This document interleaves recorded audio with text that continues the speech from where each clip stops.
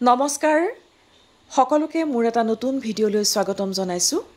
আজি পুনৰ দশম শ্ৰেণীৰ ছাত্ৰ-ছাত্ৰী অৰ্থাৎ হাইস্কুল শিক্ষান্ত পৰীক্ষাত অৱতীৰ্ণ হ'বলগীয়া ছাত্ৰ-ছাত্ৰীসকলৰ বাবে অসমীয়া ব্যাকৰণৰ এটা বিষয় লৈ আহিছো। সেয়া হৈছে সমাস। সমাসনো কি? সমাসনো কেই প্ৰকাৰৰ? সমাসনো কেনেকৈ নিৰ্ণয় কৰা হয়? এই বিষয়ে নিশ্চয়কৈ আমি জানিব লাগিব। মই প্ৰথমেই কৈছো সমাস সাধাৰণতে 6 প্ৰকাৰৰ। সেয়া হৈছে দ্বিগু সমাস, দ্বন্দ্ব সমাস, বহুব্ৰীহি সমাস, কৰ্মধাৰয় সমাস, তৎপুৰুষ সমাস আৰু অব্যয়ভাৱ সমাস। আজি মই এই আলোচনাত সমাসৰ গোটেই কেইটা প্ৰকাৰৰ বিষয়ে আলোচনা নকৰো। মই মাত্ৰ দ্বিগু সমাস বাছি লৈছো, কিয়নো গোটেই কেইটা প্ৰকাৰৰ বিষয়ে আলোচনা কৰিলে ভিডিঅ'টো যথেষ্ট দীঘলীয়া হ'ব, যথেষ্ট সময়ৰ প্ৰয়োজন হ'ব। মই অনাগত ভিডিঅ'সমূহত সমাসৰ আনবোৰ প্ৰকাৰৰ বিষয়ে নিশ্চয়কৈ আলোচনা কৰিম। আজি মই দ্বিগু সমাসৰ বিষয়ে কিছু কথা ক'বলৈ লৈছো। হাইস্কুল শিক্ষান্ত পৰীক্ষাৰ প্ৰশ্নখনত সাধাৰণতে প্ৰশ্নটো এনেকৈ আহে, তলত দিয়া শব্দবোৰৰ ব্যাস বাক্য লিখি সমাসৰ নাম লিখা। এতিয়া দ্বিগু সমাসৰ বিষয়ে আলোচনা কৰাৰ আগতে আমি সমাসনো কি বা সমাসৰ সংজ্ঞানো কি সেই বিষয়ে জানিব লাগিব। সমাস হৈছে পৰস্পৰ অৰ্থৰ সংগতি থকা দুটা বা ততোধিক পদ লগ লাগি এটা পদ হোৱাকে সমাস বুলি কোৱা হয়।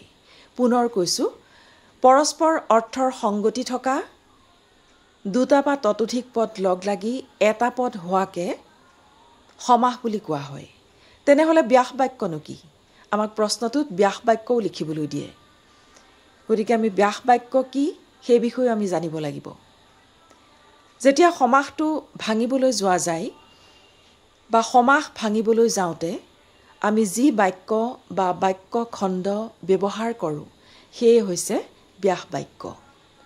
উদাহৰণস্বৰূপে চাৰিআলি। ধৰা হওক চাৰিআলিৰ ব্যাস বাক্য লিখি সমাস নিৰ্ণয় কৰিবলৈ দিছে। এতিয়া আমি চাৰিআলিৰ ব্যাস বাক্যটো উলিয়াই ল'ব লাগিব। ব্যাস বাক্যটো হ'ব চাৰিটা আলিৰ সমষ্টি আৰু সমাসটো হ'ব দ্বিগু সমাস। এতিয়া চাৰিআলিতনো কিয় দ্বিগু সমাস হ'ল? দ্বিগু সমাসৰ নিশ্চয় বৈশিষ্ট্য আছে আৰু সেই বৈশিষ্ট্য অনুসৰিয়ে চাৰিআলিত দ্বিগু সমাস হৈছে। তিনিআলি, চাৰিআলি এনেকুৱা ধৰণৰ পদবিলাকত সদায় এটা সংখ্যাবাচক পদ থাকে।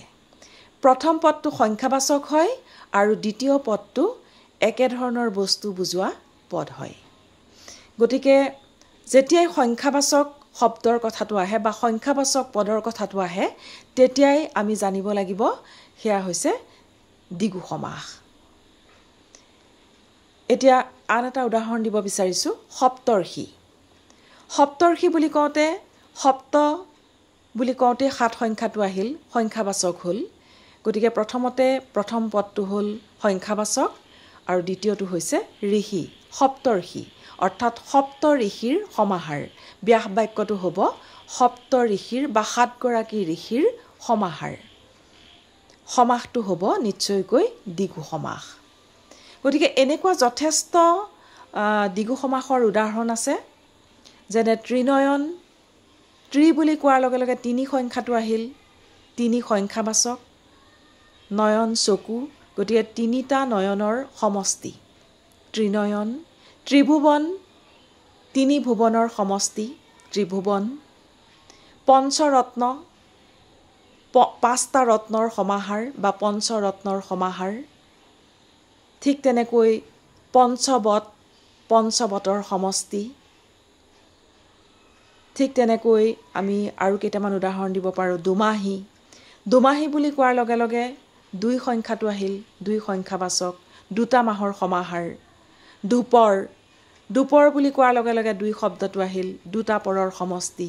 শতাব্দী। শতাব্দী বুলি কোৱাৰ লগে লগে 100, 100 সংখ্যাবাচক হ'ল, গতিকে 100 অব্দৰ সমষ্টি শতাব্দী। এনেকুৱা অসংখ্য দ্বিগু সমাসৰ উদাহৰণ আছে, কিন্তু আমি এটা কথা ভালকৈ বুজি ল'ব লাগিব যাতে সংখ্যাবাচক হ'লেহে যাতে আমি দ্বিগু সমাস লিখোঁ সংখ্যাবাচক বা প্ৰথম পদটো যেতিয়া সংখ্যাবাচক হ'ব তেতিয়াহে আমি দ্বিগু সমাস বুলি তাক নিৰ্ণয় কৰা উচিত আশা কৰোঁ সকলোৱে দ্বিগু সমাসৰ বৈশিষ্ট্য সম্পৰ্কে বুজি পাইছে বা দ্বিগু সমাসৰ বিষয়ে বুজি পাইছে পুনৰ সকলোকে ধন্যবাদ জ্ঞাপন কৰিছোঁ আৰু মোৰ ভিডিঅ'টো আজিলৈ ইমানতে সামৰিছোঁ অনাগত দিনত নিশ্চয়কৈ মই আনবোৰ সমাসৰ প্ৰকাৰৰ বিষয়ে আলোচনা কৰিম ধন্যবাদ